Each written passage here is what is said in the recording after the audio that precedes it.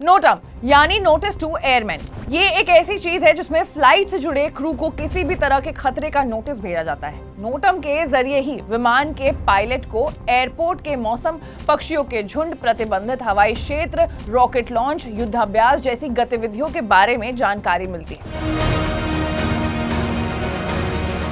Airport में कोई गड़बड़ी होने पर इसी सिस्टम से पायलट तक मैसेज पहुंचाया जाता है, जिससे पायलट सेफ लैंडिंग करा सके।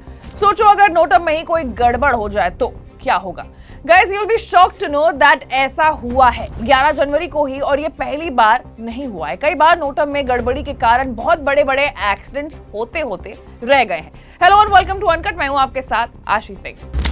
अमेरिका में 9/11 के बाद पहली बार ऐसा हुआ है कि 11 जनवरी को 9000 फ्लाइट्स थम गई, वजह नोटम। दरअसल फेडरल एविएशन एडमिनिस्ट्रेशन का सिस्टम इस नोटम को पायलट तक डिस्ट्रीब्यूट करता है। अमेरिका में 11 जनवरी की सुबह करीब 2 बजे नोटिस देने का ये जो सिस्टम है वो फेल हो गया, और उसके बाद FAA ने सुबह 9 बजे तक के लिए सभी डोमेस्टिक फ्लाइट्स के डिपार्चर पर रोक लगा दी। इस दौरान सिस्टम को वापस रिस्टोर करने की जद्दोजहद चलती रही। करीब 4 घंटे की मशक्कत के बाद फ्लाइट ऑपरेशंस धीरे धीरे शुरू हो गए।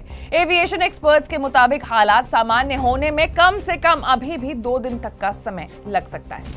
नोटम के फेल होने का ये पहला मामला नहीं है। इससे पहले भी 7 जुलाई 2017 की बात है, जब एयर कनाडा की फ्लाइट 759 सैन फ्रांसिस्को से उतरने वाली थी। पायलट ने एयरपोर्ट के टैक्सी वे को रनवे समझ लिया और वहां प्लेन लैंड करवाने की कोशिश की। वहां 4 दूसरी एयरलाइंस के विमान खड़े थे।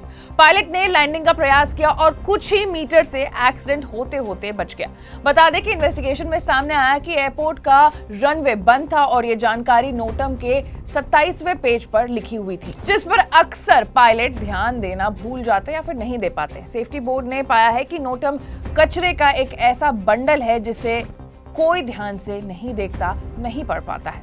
अब सवाल यहाँ ये खड़ा होता है कि ये जिम्मेदारी वाला काम करता कौन है। तो एयरपोर्ट के संबंधित अधिकारी होते हैं। आम जनता इसे सीधा जारी नहीं कर सकती है, लेकिन वो लोकल एयरपोर्ट को सलाह जरूर दे सकती है। यानी कि अगर स्काई डाइविंग हो रही है तो इसे कराने वाली कंपनी अधिकारियों को इसके टाइम और प्लेस की जानकारी देगी। वहां से विमान अधिकारी नोटम जारी करेगा। जब नोटम जारी होता है तो इसे सभी सोर्सेस में डिस्ट्रीब्यूट किया जाता है। इनमें flight planning software, flight information publications और एविएशन एडमिनिस्ट्रेशन की वेबसाइट्स शामिल होती हैं। आमतौर पर पायलट को टेक ऑफ से पहले नोटम चेक करना जरूरी होता है, ताकि फ्लाइट को प्रभावित करने वाली जितनी भी बातें हैं, जो भी खतरा है, उसकी जानकारी पहले से पायलट को मिल सके।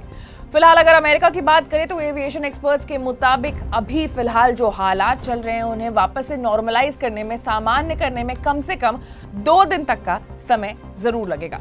ऐसे तमाम बड़े खबरों से अपडेटेड रहने के लिए, एनालिसिस जानने के लिए आपको अनकट को लाइक, सब्सक्राइब और शेयर करना होगा। मैं थी आपके साथ आशीष सिंह।